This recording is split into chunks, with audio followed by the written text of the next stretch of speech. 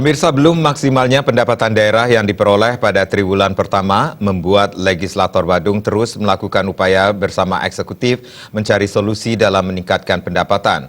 Bahkan Ketua Tim TAPD Badung yang juga Sekda Badung Wayan Adi Arnawo melakukan rapat dengan Ketua DPRD Badung untuk membahas sejumlah hal untuk meningkatkan pendapatan di Kabupaten Badung serta adanya pergeseran penganggaran di APBD tahun 2019.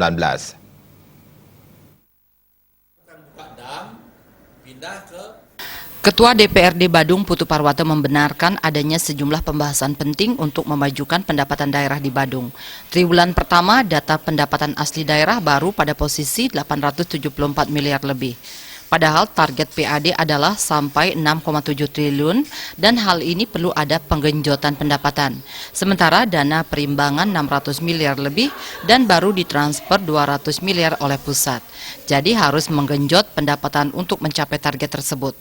Lebih lanjut, politisi PDI Perjuangan asal Dalung mengatakan pihaknya tetap optimis bahwa pendapatan bisa naik lagi di triwulan berikutnya dengan asumsi ada peningkatan jumlah kunjungan atau lama tinggal dan transaksi belanja wisatawan. Selain itu, melakukan optimalisasi SDM yang ada di Bapenda.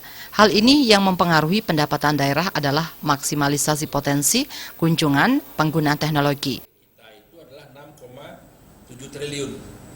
Nah, kalau sampai bulan Mei baru 874, nah ini barangkali perlu dilakukan penggenjotan kembali. Ya, sedangkan dana perimbangan untuk pegawai kita dapatnya 610 miliar. Nah, baru ditransfer oleh pusat 200 miliar. Nah, ini untuk belanja pegawai saja ini harus betul-betul mengencangkan ikat pinggang dan melakukan rasionalisasi terhadap program-program kegiatan. Tetapi dalam diskusi kami optimis bahwa pendapatan pada triwulan berikutnya ini akan naik dengan asumsi bahwa terjadi high season. Ya, terjadi high season. Kemudian yang kedua, melakukan optimalisasi SDM. Jadi SDM yang ada di Bapenda. Ya.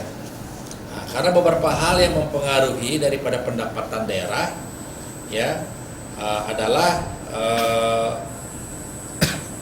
maksimalisasi potensi, kemudian yang kita harapkan itu nanti kunjungan yang meningkat, penggunaan teknologi yang sekarang ini kan Bapenda sudah menggunakan alat. Nah, alat ini apakah sudah berfungsi maksimal atau belum?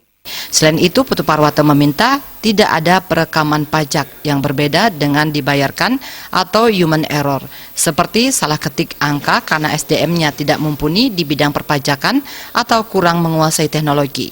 Ya, jadi diharapkan orang-orang yang di Bapenda itu adalah orang-orang yang mempunyai kapasitas yang tepat dalam hal perpajakan. Ya. Jadi mereka yang mempunyai ilmu di bidang perpajakan, mempunyai bidang disiplin ilmu ekonomi, kemudian memahami hukum, sehingga mereka bisa melakukan auditing terhadap wajib pajak yang memang indikasinya membandel.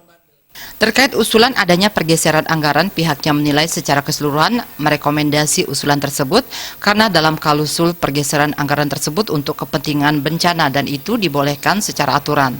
Pihaknya menyetujui adanya usulan pergeseran anggaran yang diusulkan TAPD Badung karena itu diperbolehkan sesuai aturan. Sufiatna, Bali TV.